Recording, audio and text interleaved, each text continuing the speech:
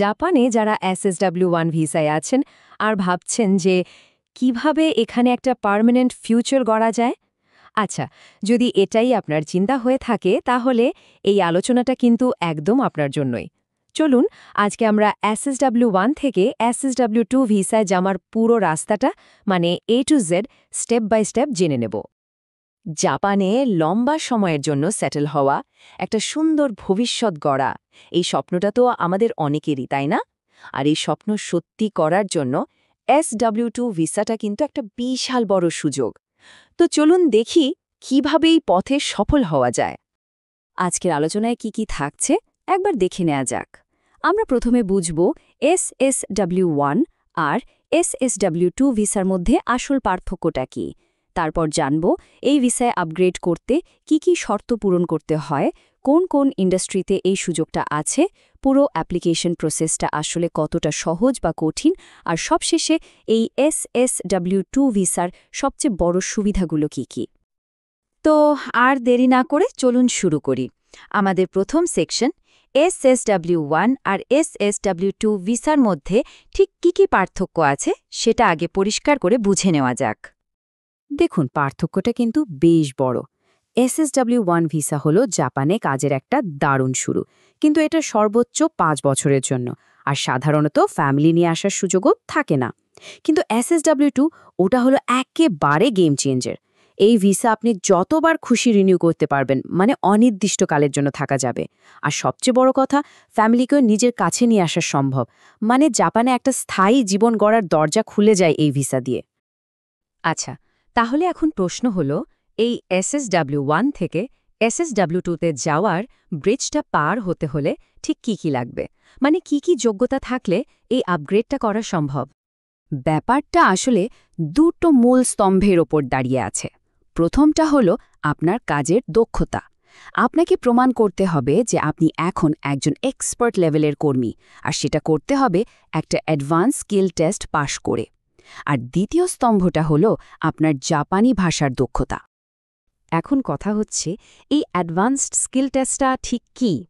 এটা কিন্তু SW1 এর জন্য যে পরীক্ষা দিতে হয় তার চেয়ে বেশ কঠিন। এই পরীক্ষাটা ডিজাইনই করা হয়েছে এটা দেখার জন্য যে একজন কর্মী এখন সুপারভাইজার লেভেলের দায়িত্ব নেওয়ার জন্য প্রস্তুত কিনা। একটা উদাহরণ দিলে ব্যাপারটা পরিষ্কার হবে। যেমন ধরুন, কনস্ট্রাকশন ইন্ডাস্ট্রিতে সিভিল ইঞ্জিনিয়ারিং সুপারভাইজার টেস্ট বা বিল্ডিং কনস্ট্রাকশন সুপারভাইজার টেস্ট, এই ধরনের পরীক্ষাগুলো আছে। এগুলোর যে কোনো একটা পাশ করতে পারলেই আপনার অ্যাডভান্সড স্কিলের প্রমাণ হয়ে গেল। স্কিলের সাথে সাথে জাপানি ভাষার জ্ঞানও কিন্তু খুব জরুরি। যদিও এটা সব ক্ষেত্রে বাধ্যতামূলক নাও হতে পারে, কিন্তু একটা JLPT N3 বা N2 লেভেলের সার্টিফিকেট থাকলে ভিসার আবেদনটা অনেক বেশি স্ট্রং হয়। সত্যি বলতে এটা শুধু ভিসার জন্য না, জাপানে নিজের ক্যারিয়ারকে এগিয়ে নিতেও কিন্তু ভাষার দক্ষতাটা খুব কাজে দেয়। বেশ, তাহলে যোগ্যতাগুলো তো জানা গেল। এবার চলুন দেখি কোন কোন কাজের ক্ষেত্রে এই SSW2 ভিসার দরজাটা খোলা আছে। এখন পর্যন্ত মোট 11টা ইন্ডাস্ট্রিতে এই সুযোগটা দেওয়া হচ্ছে। এর মধ্যে প্রথম সারিতে আছে কনস্ট্রাকশন, শিপবিল্ডিং বা জাহাজ তৈরি, অটোমোবাইল রিপেয়ারিং, এভিয়েশন আর হোটেল বা অ্যাকোমোডেশন ইন্ডাস্ট্রি। এছাড়াও আরও 6টি ইন্ডাস্ট্রি আছে।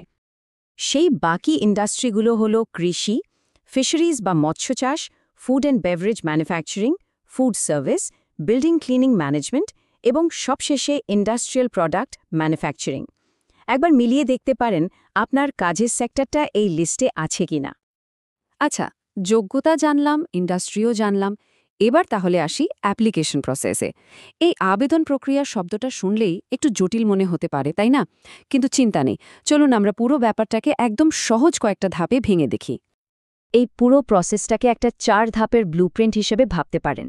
স্টেপ 1, আপনাকে এমন একটা চাকরির অফার জোগাড় করতে হবে যেখানে কোম্পানি SSW2 ভিসার জন্য সাপোর্ট দেবে। স্টেপ 2, যে পরীক্ষাগুলোর কথা বললাম মানে স্কিল টেস্ট আর ল্যাঙ্গুয়েজ টেস্ট, সেগুলো পাশ করতে হবে। স্টেপ 3, সব দরকারি ডকুমেন্ট বা কাগজপত্র রেডি করতে হবে।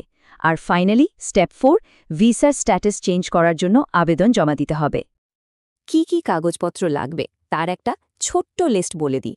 আপনার লাগবে স্ট্যাটাস চেঞ্জের অ্যাপ্লিকেশন ফর্ম, SSW2 এর জন্য নতুন চাকরির চুক্তিপত্র, স্কিল আর ল্যাঙ্গুয়েজ টেস্ট পাশের সার্টিফিকেট, আপনার রেসিডেন্স কার্ড আর আপনি যে জাপানে নিয়মিত ট্যাক্স আর ইন্স্যুরেন্স পে করছেন তার প্রমাণ। বুঝতেই পারছেন, সব ডকুমেন্ট একদম ঠিকঠাকভাবে গুছিয়ে রাখাটা এখানে খুবই জরুরি। এত সব কষ্ট আর প্রস্তুতির পর আসল পুরস্কারটা কি? চলুন এবার সেই দিকে নজর দেয়া যাক। SCW2 ভিসা পেয়ে গেলে ঠিক কি দারুণ সুবিধা পাওয়া যায় যা জীবনটাই বদলে দিতে পারে? কেন এই ভিসার জন্য এত চেষ্টা করা? কারণগুলো দেখুন। প্রথমত, আপনি জাপানে লম্বা সময়ের জন্য থাকতে পারবেন। ভিসা রিনিউ করার কোনো লিমিট নেই। এতে কেরিয়ারে একটা দারুণ স্টেবিলিটি আসে। আর দ্বিতীয় এবং সম্ভবত সবচেয়ে বড় কারণটা হলো নিজের পরিবারকে জাপানে নিয়ে এসে একসাথে থাকার সুযোগ। মানে জাপানে একটা পার্মানেন্ট জীবনের শক্ত ভিত্তি তৈরি হয়ে যায়। আর সবকিছুর ঊর্ধ্বে একটা বড় সম্ভাবনা কিন্তু তৈরি হয়। SSW2 স্ট্যাটাসে যেহেতু জাপানের লম্বা সময় ধরে থাকা যায়, এটা কিন্তু ভবিষ্যতে জাপানের পার্মানেন্ট রেসিডেন্সি বা এমনকি নাগরিকত্বের জন্য আবেদন করার রাস্তাও খুলে দেয়। এটা একটা বিশাল বড় স্টেপ।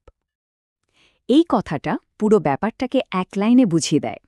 SSW2 ভিসা হলো জাপানে আপনার ভবিষ্যতের সিঁড়ি। এটা শুধু একটা ভিসা স্ট্যাটাস পরিবর্তন না, এটা আসলে একটা সুন্দর ভবিষ্যতের দিকে এক ধাপ এগিয়ে যাওয়া। তাহলে আলোচনা শেষ করার আগে একটা প্রশ্ন রেখে যাই। জাপানে নিজের ভবিষ্যতের সিঁড়িতে ওঠার জন্য আপনার পরবর্তী স্টেপটা কি হবে? ভাবুন তো, স্কিল টেস্টের জন্য প্রস্তুতি শুরু করবেন নাকি জাপানি ভাষার দক্ষতাকে আরও একটু ঝালিয়ে নেবেন? সিদ্ধান্তটা কিন্তু আপনাকেই নিতে হবে।